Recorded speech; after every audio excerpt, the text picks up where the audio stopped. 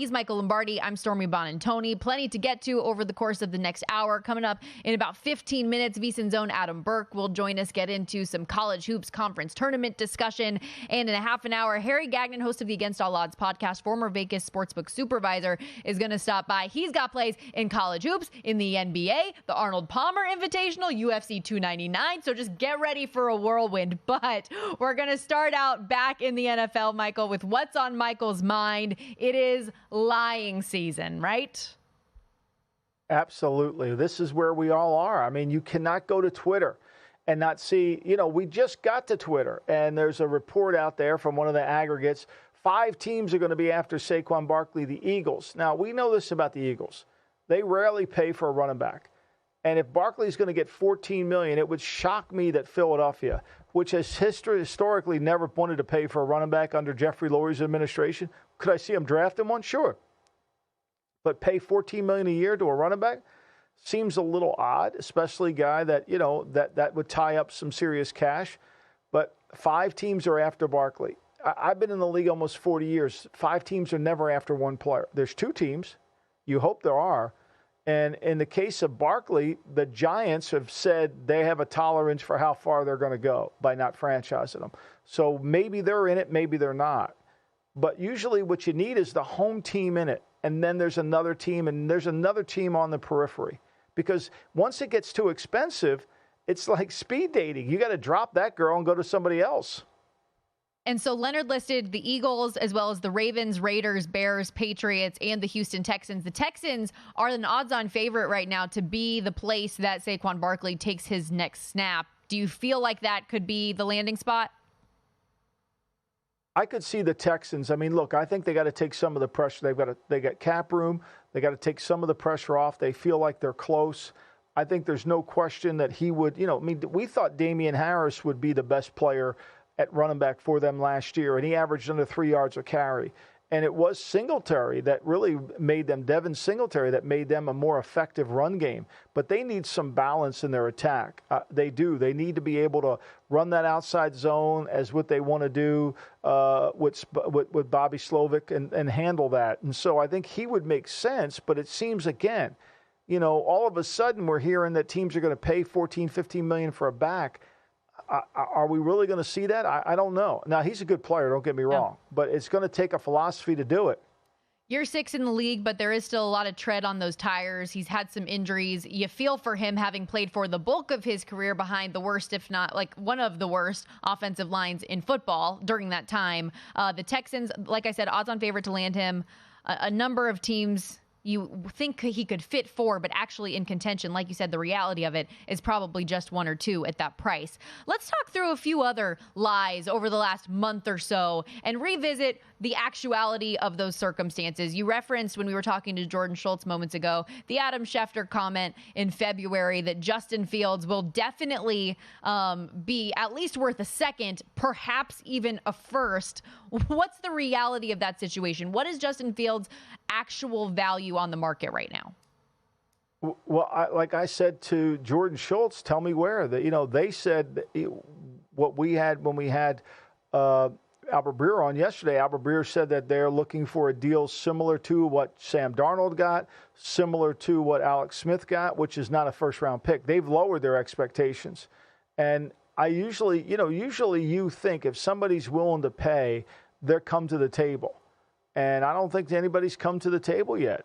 I think he'll have a market, but because he has 1 year left on a contract, because you're uncertain of the 5th year, because you can't sit there and say with all sincerity, he's your starter. I know the media has a perception of him, but the league, people that watch tape in the league that evaluate it, is completely different. Sometimes there's this huge disconnect. We see it all the time. I mean, look, you just said yesterday that Trey Lance could be the starter in Minneapolis. That's what people think if and here's a guy who's never started really many games before. For people that didn't join us yesterday. You were saying That's all I was going to clear up, Michael. For people that did not join us yesterday, this is not my idea. I do not think that that is any world with which we are living in. And please, dear God, let's accept the reality of what Trey Lance is. But that was on the top 5 rumors that Rich Eisen had heard during Combine Week. And that's why they are rumors. But let's stick with quarterbacks, because the majority of the lies right now are around those big players that we're all talking about all the time.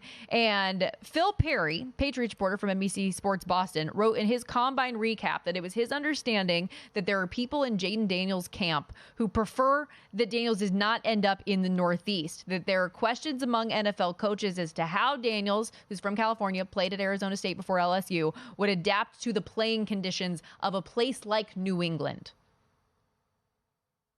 I mean, where does this come from? Like, where does this come from? If you're the 3rd pick in the draft, don't you? I mean, like, when did it become a hard place to play? Look, I promise you, don't you think that Jaden Daniels is really, really a fan of Tom Brady's?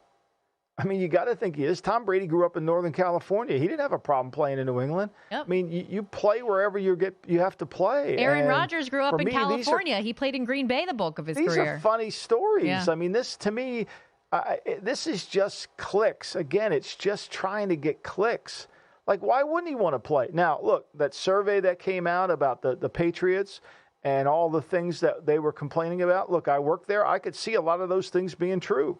I could see there was no family room. There's a lot of those things. You know, there's no windows in the building. It's very sterile, not a great facility. I get all that.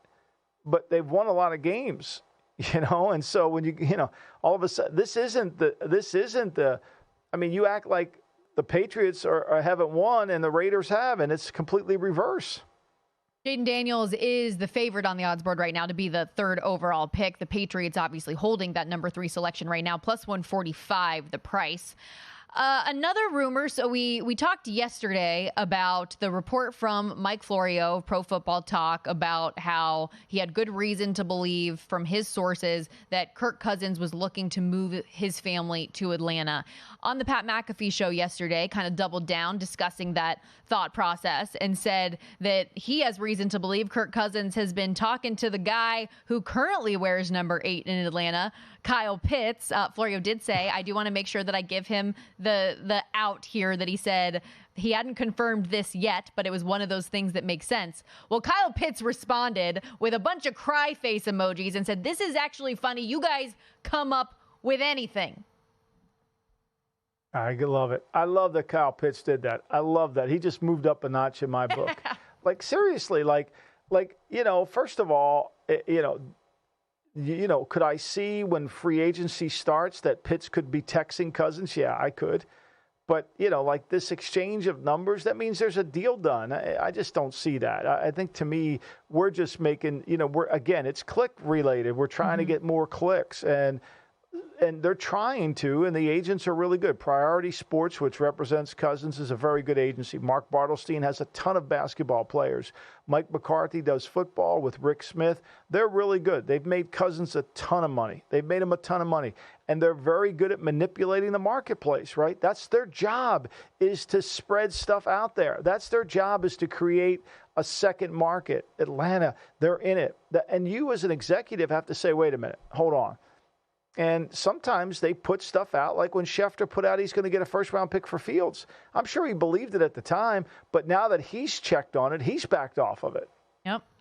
Also, another thing, because I went back and I watched this segment from Florio on McAfee yesterday, and something I did not know, which I did find interesting, was he was kind of connecting the dots between Kirk's wife, Julie, and that she grew up in Alpharetta, Georgia, which is about a half an hour outside of Atlanta, and her parents still live there. So that was an interesting connection. Although I don't know about you, Michael. I know you mentioned a similar thought yesterday. It just feels like Minnesota is where he's going to land to me. Atlanta, sure, it makes a lot of sense for a lot of reasons. I think he would be a great addition to that offense, but he loves Minnesota and he loves being a part of that team. At least from what I saw watching the Netflix documentary that followed him around for an entire season, despite his injury, he really wanted to be there. And I know Kevin O'Connell and company would like to make that work. Why do you think all these stories are coming out now? Because the word came out that Minnesota doesn't want to guarantee the third year.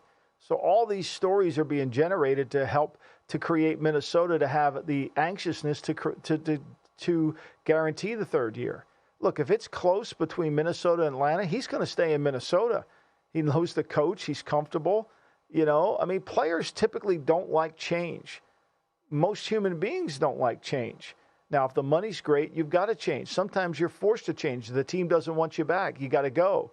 But to me, we just are making so much out of this. And a lot of it, that's why we have lying season. A lot of this is just, Mike Tomlin loves Justin Fields. They already said, look, we're not going to be involved in Fields, Cousins, any of those guys, right? We're signing a guy to we want to sign Mason Rudolph. I think it's just comical. And if you don't look past it and you don't look at the whole element of it, will the Eagles sign Saquon Barkley? Well, if you study Jeffrey Lurie and you study how the Eagles operate, they don't like to pay for running backs. If Barkley were under $10 million, I could see it, maybe. But if he's going to get 14 or 15 per year, that doesn't fit the Eagles' profile. And everything comes back to your profile. Now, there's exceptions. Could they do it? You never say never in the NFL, but for the most part, the Eagles are going to shop for defensive linemen and offense, and they're going to fix their line.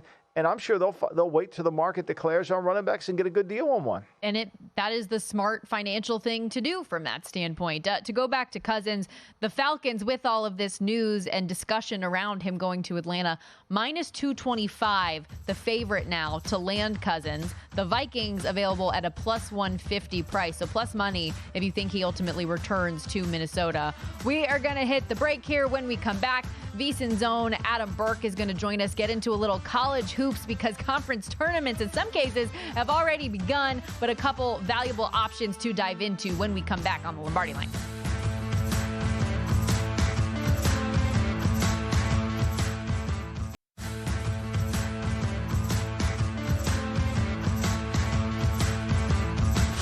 This is the Lombardi Line with former NFL executive Michael Lombardi. Now here is your host, Stormy Bonatoni, on VSiN, the Sports Betting Network. Baseball is back, and what better way to hit off the grapefruit and cactus leagues than with VSiN's free MLB betting primer. This primer will tell you how to bet on spring training and continue all season long with our VSiN experts' World Series futures analysis. Our free MLB betting primer has basic baseball betting advice for anybody new to betting MLB, plus a breakdown on how to use sabermetrics for our more data-driven experienced bettors. Make this your best season yet. Download the free MLB betting primer now, vsin.com/guide. That's VSIN.com/guide. And again, it is for free. A lot of hard work put into that betting primer, as well as a spring training betting guide by our own Adam Burke, VSiN managing editor. You can catch all of his write-ups at vsin.com. Joins us every week here on the Lombardi Line. And Adam, in addition to everything that you do cover in baseball, you have been all in on college hoops this year. You've been breaking down conference tournament previews for all the tournaments. And we've already had March Madness begin with buzzer beaters and upsets in the A-Sun. So we are off to a great start here. Yeah, I am not off to a great start in conference tournament time here so far. But yeah, a little taste of March Madness with what happened in the A-Sun. Both the number 1 and number 3 seeds out in that conference tournament. So just an example of how crazy the month of March can be. All right, so let's start out with a conference tourney because I see my alma mater up there. You like Hofstra today to win the CAA tournament. Tell me why. Yeah, I like Hofstra. I think something that's really important to take a look at here in these conference tournaments is you want to see what the path is to get to the finals. And for Hofstra, they would avoid both UNC Wilmington and Charleston en route to the championship game. They'd wind up playing Drexel in all likelihood in the semifinals. They did split with Drexel, or at least lose the most recent game to them during the regular season. But Hofstra is a team that's really, really good offensively. They've got 2 dynamic scorers. They take a lot of really smart shots. Typically, I tend to shy away from jump shooting teams in a neutral site environment like what we have here in the CAA conference tournament. But I think Hofstra is just playing at a really high level right now. And I think one of Charleston and UNC Wilmington getting knocked out does help their case in a potential championship game. And also, that semifinal game, if it is Charleston and Wilmington, could be a knockdown, drag-out type of fight between those two teams where it's tough to come back the next day and play against Hofstra. So I think Hofstra in that 3-1 plus 275 range is a good look in the CAA. All right, Michael, an added reason to cheer on your alma mater here. Great stuff. I know a conference that's near and dear to your heart, Adam, the Ohio Valley. Who do you have winning it all? I don't know if I'd say it's near and dear to my heart because this conference has really changed a lot over the last few years. Teams like Belmont and Murray State used to be in this conference. They are not now. So this conference is quite a bit watered down here. But what's really interesting about this one is that Morehead State, who's been the number one team throughout the course of the season here from a ranking standpoint, they are actually the number 3 seed. And this is one of those conference tournaments where the number 1 and number 2 get automatic buys straight to the semifinals. So Morehead State is the best team, but they will have to play 3 games in 3 days, whereas Little Rock and UT Martin, the top 2 seeds, will just have to play a couple of games in a couple of days to win this conference tournament. I actually like UT Martin in this one. I think UT Martin is a really interesting team. Once again, they're led by 2 dynamic scorers, and they've got some good secondary scoring as well, which I think is really important in these conference tournaments, in these neutral settings. If one guy's not shooting, somebody else has to pick up the slack. UT Martin has the balance to do that. But I will say this, UT Martin is about plus 380 out there in the futures market to win this conference tournament. I assume they play Morehead State, and I assume they'll be about a 6.5, 7-point underdog in that game. Probably a 1-point underdog to Little Rock if that's who they meet in the title game. So this is one where I would start with a moneyline bet on UT Martin against Morehead State, roll over that bet, the winnings plus your bet amount, into the next game. I think a moneyline rollover gives you a much better return on your investment than just taking the straight futures price here. UNC Greensboro is 21-10. They're second in the conference. They're really good offensively, third in the conference offense, third in the conference on defense. And you think they can win the Southern Conference and upset Samford? Yeah, I think the SoCon, again, really interesting conference tournament. All these teams are really good on offense. Not many of them are very good on defense. Samford has been the top team throughout the course of the regular season here. They've been really, really good. They've only lost 3 games here so far this season. But I do think that they are a little bit vulnerable here in this conference tournament. I like UNC Greensboro. They're a team that, is typically pretty battle tested. They've been pretty good in this tournament in the past. And I just feel like their draw is a little bit more favorable too, where Samford, we're going to have some tougher games, I think, in their path to winning the tournament, as opposed to UNC Greensboro, where I don't think Chattanooga's really that strong of a number 3 seed. So I like UNC Greensboro. I think the price is pretty good up there in the 4.5 to 1 range.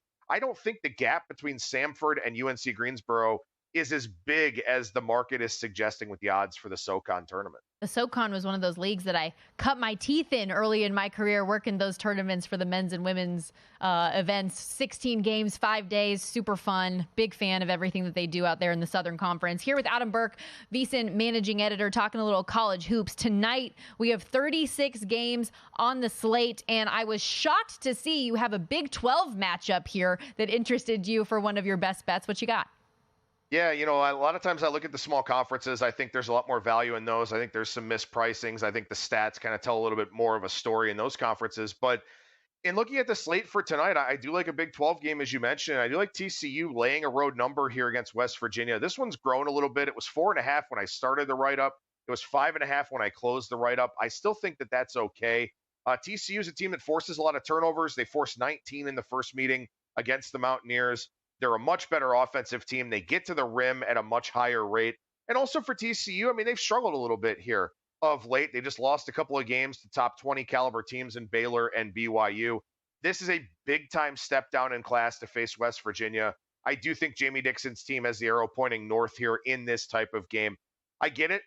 Taking road teams in the Big 12 is a little bit scary, but I think this is one where TCU is just clearly the better team and probably the more motivated and engaged team at this time of the year. And so how about Tennessee State, Southern Indiana? Southern Indiana hasn't played very well. They're on a 3-game losing streak, and what are they? They're 8-23.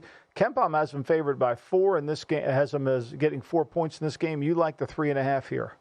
Yeah, I like Tennessee State. First round of the Ohio Valley Conference. These games are played in Evansville, Indiana. So I guess in theory, Southern Indiana, a little bit of a home court advantage, but this is just a bad basketball team. I actually laid 7 with them in their regular season finale against Southeast Missouri State because SEMO State was missing some guys. They had not been playing all that well. Southern Indiana lost the game outright. They also lost outright to Lindenwood, another really, really bad team late in the regular season here. Tennessee State, to me, is just a team. They force more turnovers. They take better shots. They're a smarter offensive team. I think they're a better coach team as well. And again, Southern Indiana coming into this conference tournament in really, really bad form. Now you're talking about a game that really means something. I don't think they can flip the switch. I like Tennessee State laying 3.5 here in the OVC. The NEC beginning their tournament today as well. What game are you targeting from that standpoint? Yeah, so I'm looking at Long Island and Merrimack in this one. And the reason why I like Merrimack, so they're actually joining the MAAC, the Metro Atlantic Athletic Conference, next season. I think walking out the door, they'd love to win this NEC tournament. They are at home here against Long Island. And the big thing for me in this game is this is the first NEC tournament game where Merrimack knows they have a chance to go to the NCAA tournament. They were stuck in the archaic transition rules period of NCAA, so they weren't eligible for the NCAA tournament. And in fact, weren't even eligible for the conference tournament for the first couple of years that they were in this league. I think they hit the ground running in this game. They're a very, very good offensive team. Long Island is one of the worst teams in the country and has been all season long. But that being said, Merrimack's a 15-point favorite. Will they have that energy throughout the whole game? I don't know. So I like them in the first half, -8.5, where I think they'll try to build a big lead.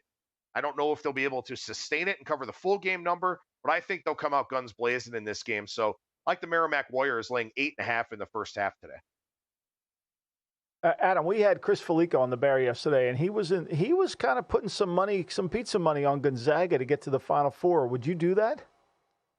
Well, they're playing well at the right time. And I think it was kind of interesting. Mark Few, in his post-game media availability after beating St. Mary's on the road, made it a point to say that Randy Bennett came up to him after the game and said, hey, you guys are a lot better. And for a coach like Randy Bennett, who's been, a stalwart there in that West Coast Conference with that St. Mary's program, for him to make that comment and for Mark Few to then further acknowledge that comment by talking about it, I think it's a good sign of where this Gonzaga program is. We know they have a lot of talent. We know Mark Few is a really good head coach. And also Gonzaga is in a position this season where maybe they don't get as screwed over by the selection committee. They're not a number one seed. They're not a team that the selection committee maybe wants out in favor of a major conference opponent, something like that. I think Gonzaga may end up with a little bit more favorable of a draw here in this year's tournament to where I could definitely see them going on a run. 16-1 odds to make the Final Four here. One last thing, last 30 seconds, Adam. Like you mentioned the money line rollover concept. Is that an angle you really try to target in some of these conference tournaments or the NCAA tournament? Yeah, especially with the bracket style format, because you can kind of project out who these teams are going to play, what those spreads are going to be. Obviously, the ranking sites are out there. You can look at past games and sort of see where that number should be. The money line rollover is typically going to be a much better investment for you. And also the nice thing about that, to hedge, you just stop betting it. So that's what I really like about money line rollovers. Great advice. Really appreciate your time today, Adam. We'll see you next week. Great job, Adam. Absolutely. Have a good one. Thanks, Adam. Adam Burke at Skating Tripods on X. And again, check out all of his written work. A lot of those conference tournament breakdowns available right now at VSiN.com. When we come back, Harry Gagnon joins us. He had a crazy finish in the NBA last night with the Celtics pulling a Clippers. I'll tell you what I mean and more when we come back.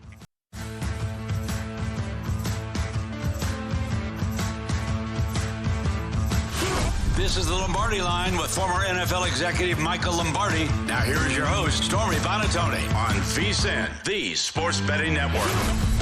Welcome back to the Lombardi Line. Michael Lombardi and Stormy Bonatoni with you. Remember, you can put our VSiN experts to work for you each and every day. If you have a VSiN Pro subscription, sign up on a VSiN Pro annual subscription today. That'll get you your first full year for only $199 instead of our usual $240 price. But you have to use our promo code Lombardi. That's VSiN Pro access to everything we do for the whole year. Includes our daily best bets with a leaderboard to see which VSiN expert has the hot hand any given day.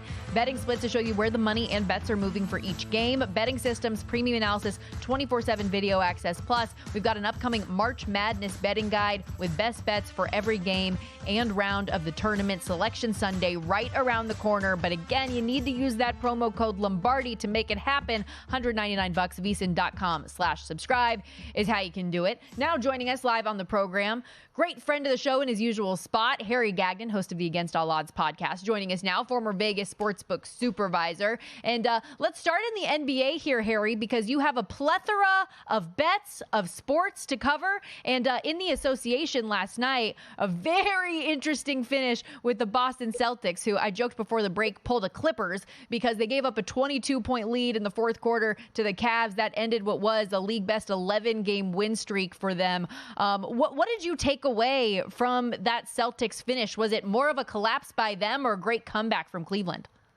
Hey, guys, yeah, you know what, Stormy? More of a collapse, I think, by Boston. But, they're coming off beating the Warriors by 52. They put up like 140 on that Friday night against Dallas.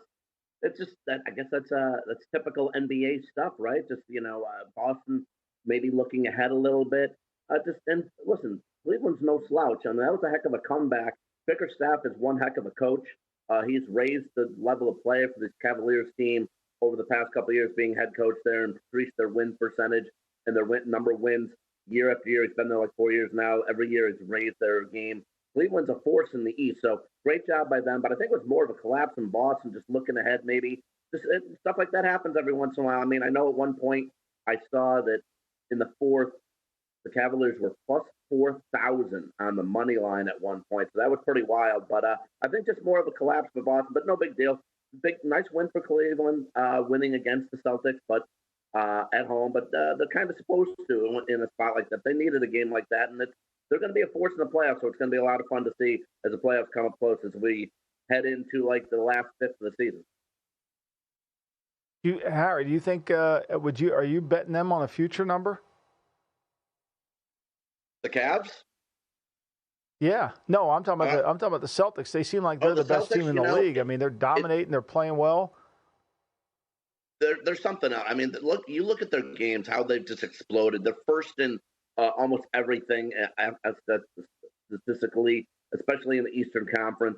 I think that, yeah, I'm saying minus 110 now to win the Eastern Conference. That's something else. Bucks almost 3-1. Interesting. They've turned it around a little bit too with Doc Rivers. Got off to a bad start, but now the Bucks look like they're playing well. Knicks got injuries. They're beat up a little bit. The Heat have been coming out a bit lately. The Heat always are sleepers. I know, you look at the Heat and you look at they may not have it. Jimmy Butler's maybe a little bit down slope of his career, but they've made a couple moves lately, and the Heat always sleepers like they were last year as the AC. So interesting to look at, but still overall, when you've got Tatum and Brown as your 1-2, it's going to be hard to take down the Celtics, especially in the Eastern Conference. Yep, Celtics odds on minus 110 right now. You mentioned that game being a potential look ahead. They've got a potential NBA Finals preview with the Denver Nuggets coming up on Thursday. But let's look to tonight, because you do have a bet in this Kings-Lakers game. By the way, Harry made some people some money last week when you said that LeBron would reach the 40,000 mark against that Denver Nuggets team. So kudos to you. He cashed it early in that game. But what are you looking at tonight in LA? How about a player prop, guys? I'm going to take Domantas Sabonis over 33.5 points and rebounds combined versus the Lakers at minus 120. Look, Sabonis has been a double-double machine all season for the Kings. Sabonis on Monday versus Chicago at 18 points and 21 rebounds, and he combines for 36 March 1st in Minnesota versus the T-Wolves. Lakers give up the third most points in the Western Conference. And in Sacramento's last trip to LA, Sabonis had 29 points, 16 rebounds. If I'm doing my math right, I think that adds up to 45. So give me Sabonis over 33.5 points and rebounds combined versus LeBron and the Lakers tonight, guys. So you got that going. I mean, you're just spanning the globe on what you're going to bet on tonight. So let's go to college hoops, Michael, right? Before you get going, Michael, but speaking of spanning the globe, real quick, just want to see, 13 days till Bruce opens up in Phoenix, and I'll be there. But I don't think in 16 days you have any excuse not to be in Vegas during the NCAA tournament. Stormy's got no excuse. 16 days, Bruce is playing Vegas for the first time in 10 years. You going to be there? I am not going to be there. I can't get there, but I do have a better in than I've ever had with Bruce at this seminar that I went to and spent 4 days. Bruce's doctor, who's going to tour with him, was at the conference. So needless to say, I sat next to him every day and we talked. I'm not going to climb Mount Everest with him, but I'm going to try to stand next to him as he's on the stage as Bruce's doctor. So, yeah, exactly. I eventually plan on getting there. Yeah, I just can't get there in March. It's too. Okay. But anyway, let's talk Marquette and UConn. Now, the last time they played, it was 81-53. UConn was dynamic, right? So now they've got to go into Milwaukee and face a hostile crowd there as, I think, this is Marquette, who's played really well, got a chance. You like laying the points here. Well, you know what I like? I like the under. I like the under 151.5 in this game. Look, guys, Marquette is still without their standout guard, Tyler Kolek, who averages 15 points a game and 8 assists. He's going to be out for the rest of the regular season. They're hoping to get him back come Big East tourney time. First matchup you mentioned, Mike, 3 weeks ago, landed on just 134 points, and UConn has a smothering defense. 12 of the last 13 games, the Huskies have not allowed 70 points or more by thetheir opponents. I'm going to go under 151.5 in this one. The South Carolina Gamecocks beat the Vols in Knoxville back in January, yet are a pretty significant dog at home today, likely having something to do with that 5-game win streak and an SEC regular season title on the line for Tennessee. What are you looking at in this one in the SEC? Yeah, I'm look at South Carolina, Stormy, a very underrated team, but I'm going with another under. I'm going under 139.5 in this one. I like that. I know it's up to around 140, 141. I got 139.5 last night, but I do like the under still. First matchup you mentioned, the Gamecocks held the Vols to a season low 59 points, and that game landed at just on 122. 4 South Carolina's last 5 home games have been defensive-minded types of games, and they've gone under 139 points. Plus, Tennessee might be a bit tired. This is the third straight game versus a ranked squad. They get Kentucky on Saturday as well, another ranked team. So I'm going to go under 139.5, banking on the Gamecocks defense to come through. All right, so let's go to golf, because this is just amazing how you can span the globe here. So we'll go to Orlando and the Bay Hill, right? I guess we call it the Arnold Palmer, Stormy, And so I didn't even know you could do this. You can just play the top British or Ireland golfer to be the lowest score in the tournament. That's what you're going to do with Rory? I can. You can, and I am going to do that. Yeah, I'm going to do Rory, God bless you. United Kingdom player or Ireland player, at Bay Hill in the Arnold Palmer Invitational. At Rory, you're getting him at plus 115. You only have to beat 5 others in the field. That's Fleetwood, Fitzpatrick, Lowry, Justin Rose, and Seamus Power. I think at plus 115, that's great value. Rory's been fantastic lately.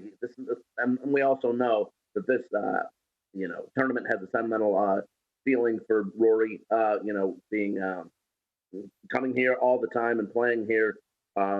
So I think overall, plus 115 against 5 other guys, and Rory's been killing it lately. I'm going to take McIlroy at plus 115 to be the top. Makes sense. He is also the second shot on the board in the outright market, plus 850. Scotty Scheffler, your favorite, at plus 650. The Arnold Palmer Invitational getting underway from Bay Hill Golf Course in Orlando tomorrow. And let's close things out with a little UFC 299. Similar, let's go back out to Florida. That event taking place in Miami this weekend. Yeah. The main event, Sean O'Malley and Marlon Vera. You're looking at the co-main, Benoit Saint Denis and Dustin Poirier.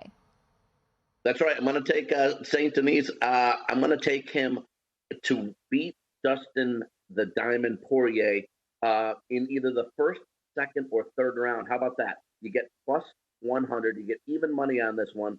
Denis is 13-1 overall. 12 of his 13 wins have been in the first or second round only. He's only 28. Poirier is 35. Poirier's lost 3 of his last 7 matches, 2 of his last 3 fights as well. So Denis at 13-1, winning in the first, second, or third round. You get that at even money. I really like that a lot. Yeah, if he closes it out early, you're getting even money compared to a minus 205 on the money line for him to win. Right. Great stuff, as always, Harry. Really appreciate your insight, and keep awesome, it up. Harry. I Enjoy love it. the action from you all got the over. set list? I love it. Listen, maybe Friday night you can go to Bruce too in 2 weeks. Right? I feel like there would be something wrong if I went to a Bruce Springsteen concert and did not have Michael Lombardi with me. It would just feel like unnatural, We're going to hit the break. Plenty more as we wrap things up on the Lombardi Line next.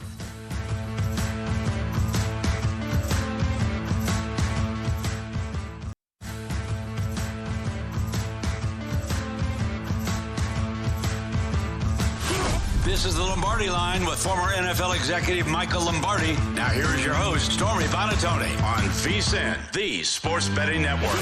This week on DraftKings Sportsbook, new customers can deposit $5 and get a no-sweat bet up to $1,000 in bonus bets if your first bet loses. Download the app, use the promo code VSiN when you sign up, VSiN, DraftKings Sportsbook.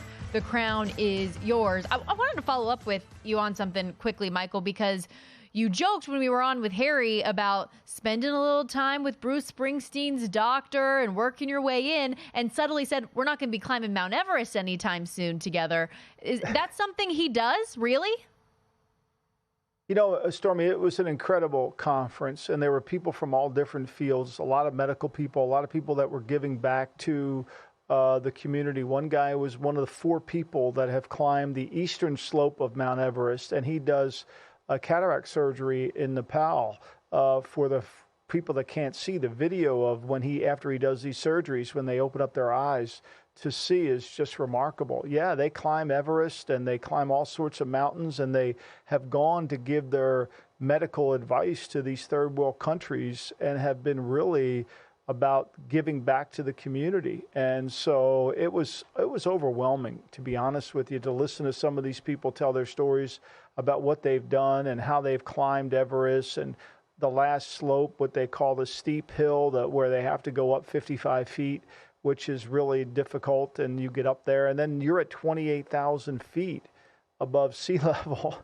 And, the complications that come with that in terms of medical are really, really challenging. So it was fascinating. It was motivating. It was educational, too. And everybody came from different parts of life. I mean, we had somebody who was from the music industry, somebody who was from the circus industry, somebody who basically found the largest dinosaur in the history, which was founded here in the great state of New Jersey. So it was really interesting. What a cool thing to be a part of. And meanwhile, while you are in awe of all of those people and the different things they've accomplished, they probably think your job is just the coolest thing in the world, that you've gotten to work and have Super Bowl rings like you have in the NFL. So a really cool, eclectic group of people, it sounds like. That's awesome. Also, you could not pay me to climb. It was fun.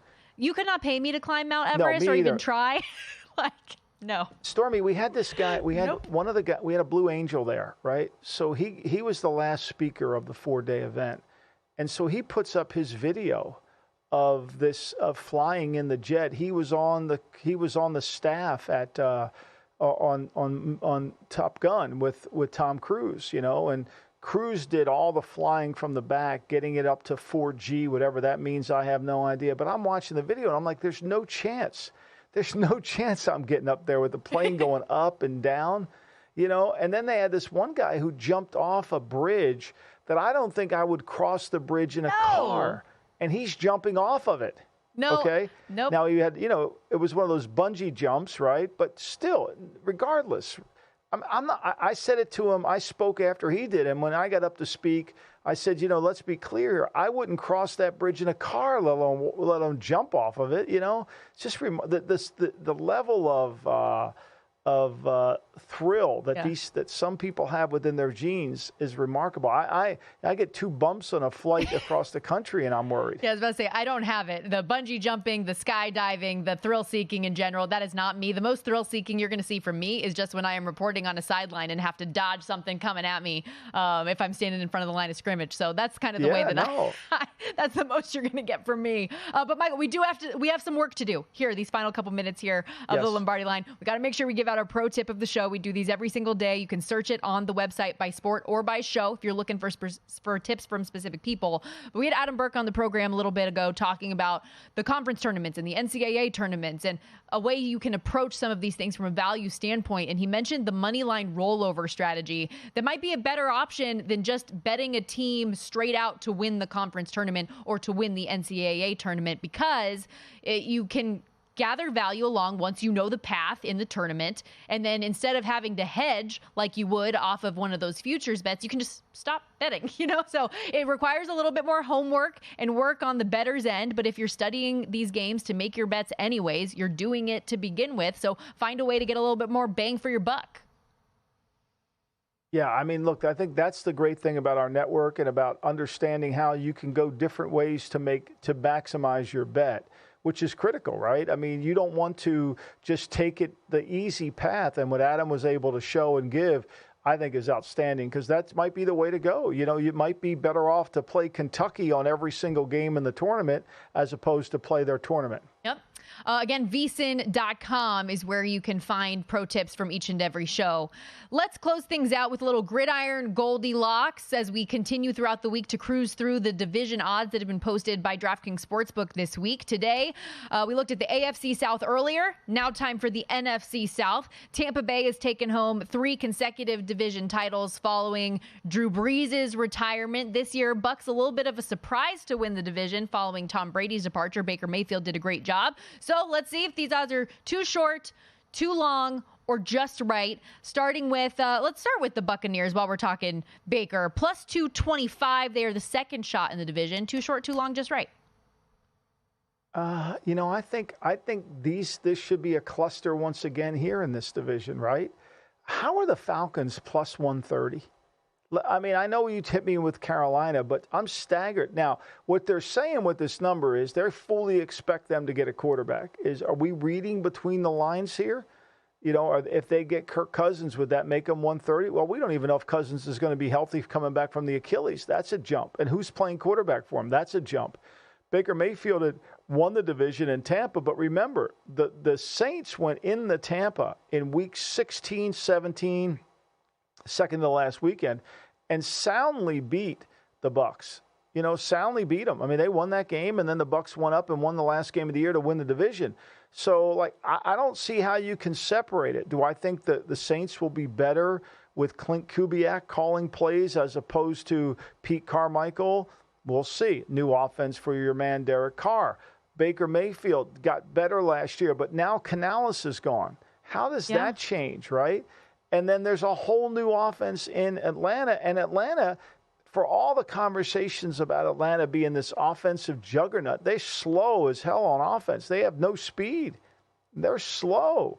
And so, I don't see how anybody could pinpoint accurately and say this team's going to win. When I look at that board, I think the best odds on the board are the Saints because they've proven if they could just get their act together, they have a really good chance to do something. Well, and even with Baker and the Bucs, while it's assumed that he's going to re-sign there, that's not a done deal just yet. We still have to wait and see. With the Falcons, I think that the mentality behind the Falcons number is, yes, we see Kirk Cousins as an odds-on number now to go to Atlanta, but they have the assumption that as long as it's not Desmond Ridder, somebody's going to be able to facilitate that offense in a better fashion than he or Taylor Heineke did, which I do agree with. But I think there's going to be a lot of parity in this division once again. Who's that somebody, though, right?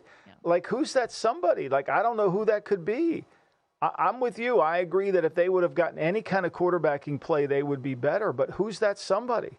Their defensive front's still not good enough. Look, they go into Chicago in the last game. They couldn't slow Chicago down offensively. Now, I know it was cold, and you could say, well, the coach was going to get fired. Look, if you're a good team, you win some of those games. They struggled to win on the road. I don't understand how they're plus 130. We've got some teams that are plus 190 that are way better. I know it's related to the division. I get all that. But I think those odds, they should all be plus 250. I think the three teams should be plus 250. And if you can get the Saints at plus 300, why not? I know the Saints don't have cap room, but they somehow always manage to have a good defense. And if they get any help out of their offense, they got a chance. They went in and beat the best team in the South, Tampa, handily in that game, and then Tampa beat Philadelphia. 9-8 on the season. The Saints were again plus 300. The price there. How about to close things out? The Carolina Panthers 10-1. You joked about the Arizona Cardinals and Kyler Murray earlier. They're lower than the Cardinals. I think the bookmakers see my view of the Cardinals like that. How about the Panthers being? Well, think about the Raiders are 12-1. They're longer though. Again, like you said before, because of the division that they play in, and the 49ers are an odds-on favorite. But yes, I'm with you conceptually. There's not a lot of faith in Arizona. Look. There's no faith in Arizona and Carolina. Last year, full disclosure, I thought Carolina was going to be Houston last year. I thought they'd get good quarterbacking play. Their defense was better than people thought they were, and that they would rally. And that was completely wrong. And Frank Wright was the wrong coach for them. I was completely wrong on that. There's no question. At 10-1, I think that's probably a little low. I think it should be 13-1 because they've got a long way to go. Change the culture, change a lot of things within that building.